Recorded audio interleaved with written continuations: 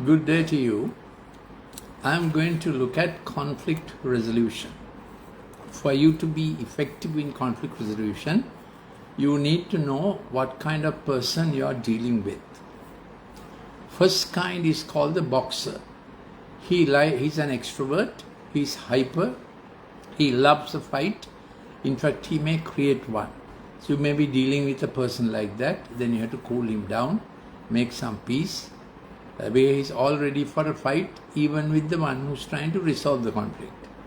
Second one is the toddler. He beats himself up, blames himself, and he has a sense of saying, I hate myself, I am useless, and he blows in the inside, and he will wear out. So he needs encouragement from the beginning, otherwise he takes unnecessary share of the blame without actually resolving the issue, because he will continue to be a cause for conflict because of this attitude. Third kind is the clam. He shuts down, internalizes, withdraws, holds on to the view he has. No one can touch it, no one can change it. If you are an effective conflict resolver, you have to be able to handle them also, because all these kinds are in your team and you have to work with them long term, and the leader is one who can work with all these kinds in one team. The fourth kind is the lawyer. He's the log keeper, and he keeps on writing down long versions of his understanding of a conflict. Now we have three good suggestions that the Lord Jesus Christ has given us, the Good Shepherd. Approach the problem with sorrow, godly sorrow. So you are empathizing and understanding both parties involved in the conflict. Sometimes it may be trilateral. So when you are empathizing with sorrow, people begin to melt towards each other. This is the principle of the cross. With great sorrow, Lord Jesus said on the cross, Father, forgive them, for they do not know what they do. So godly sorrow is quiet, patient, but strong, powerful to move into anyone else's psyche. Second one is to be meek. Meek is to be able to hold your peace in the midst of conflicting, contending parties. You may have authority as a senior, but you show meekness by holding your patience without using force. Conflicts don't resolve by authority. Conflicts resolve by patience and wisdom. The third quality is to have the attitude of a peacemaker. Blessed are the peacemakers, for they shall be called the children of God. So you start on the premise that you are going to make peace. So in conflict resolution, why do I do this? Because I want my team members to do well. This is not to exonerate myself, but to get my team members to respect each other and to reach their best potential.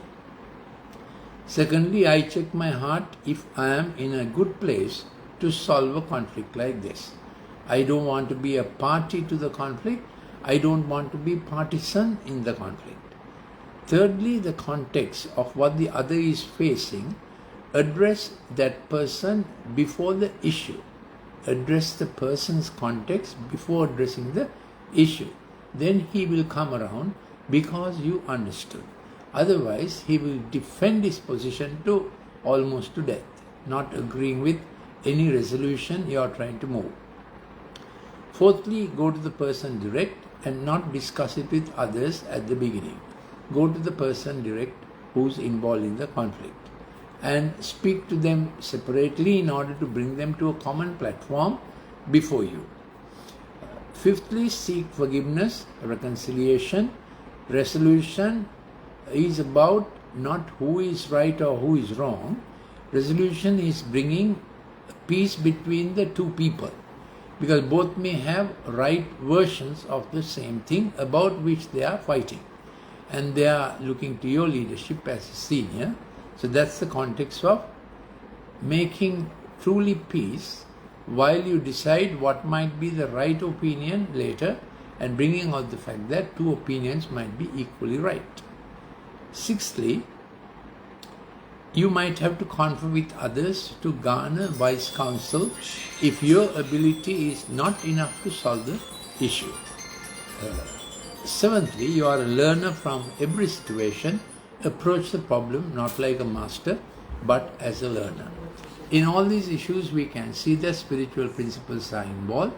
Man is not only personality and five senses, he is also a spiritual being.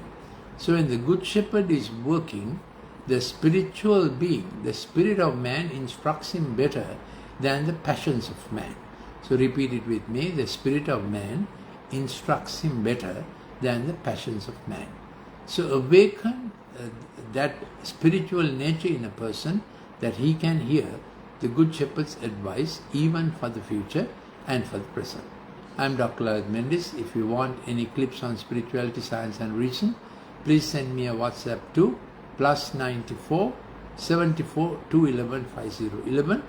Also, if you want any clips on my normal subject, that is brain screen balance, you can send a WhatsApp request also.